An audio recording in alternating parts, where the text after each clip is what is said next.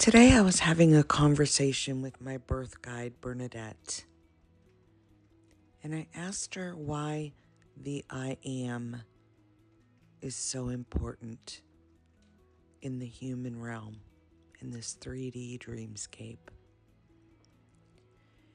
And as she often does, she simplifies it for me in human terms. I always remind myself that Bernadette has had the human experience.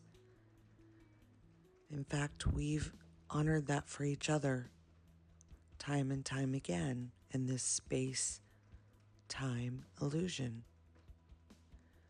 So she has compassion and empathy for learning how to navigate in the 3D without getting lost in it. And this is what she said to me about the I am. She said to think of it as those old computers we used to have where you would turn it on, and before you could do anything at all,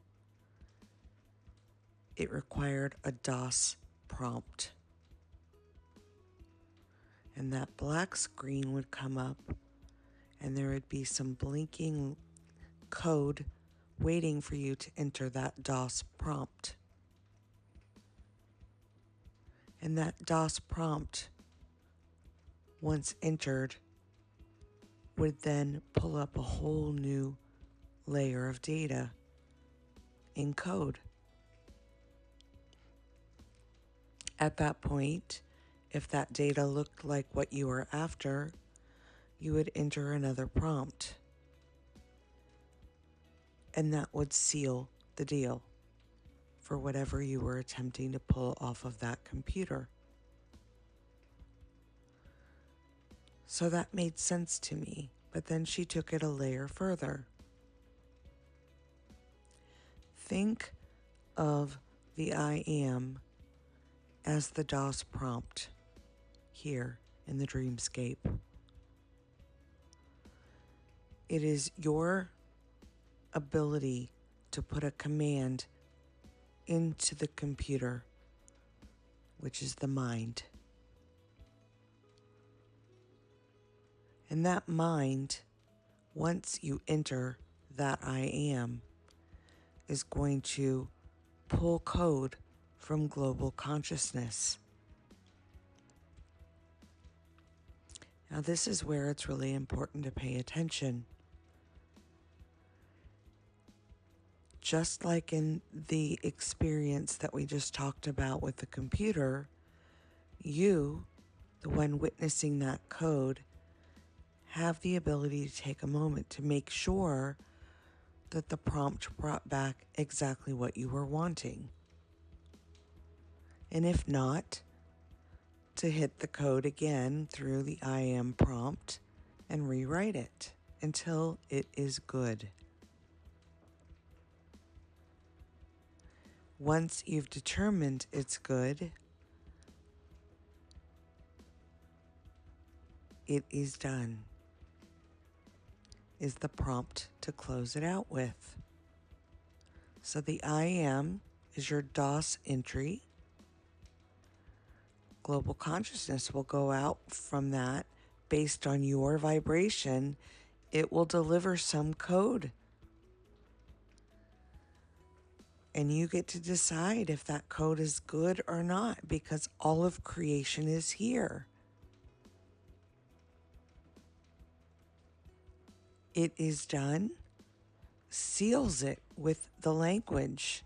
That's your command prompt. And enter seals it in. This is such a fabulous thing to look at, because yes, we do seem to have some form of ability to co-create, just in that gentle pause to notice.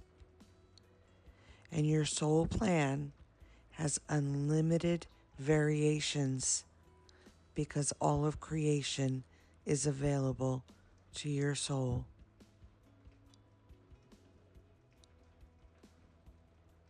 Now, I asked Bernadette how this parlays next to time and space. And this is where I love what she said, because she basically just said to me that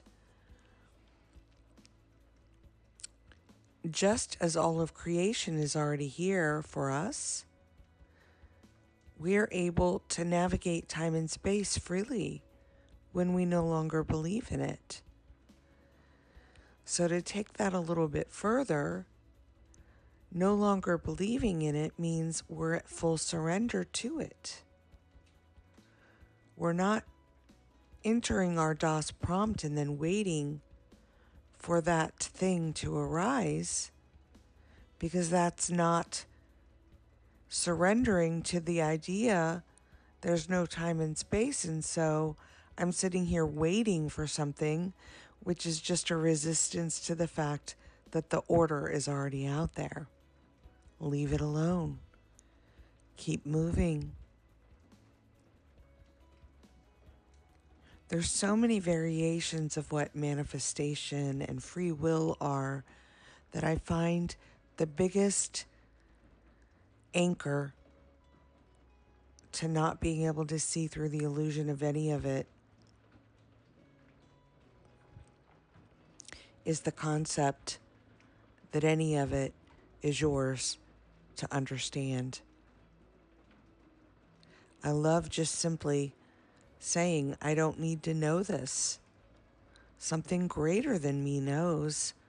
I just need to stay in complete surrender to the divine good of all. And know that that's so with unwavering faith. Even if my five senses seem to tell me otherwise.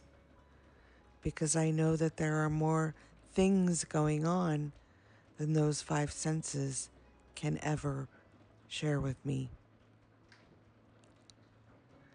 So I thought I would share that little tidbit from Bernadette this morning. It's pouring here in Seattle today, and it's so cozy. Wherever you're picking this up, whenever you're picking this up, I hope that this lands right in your heart. Much love. Until next time.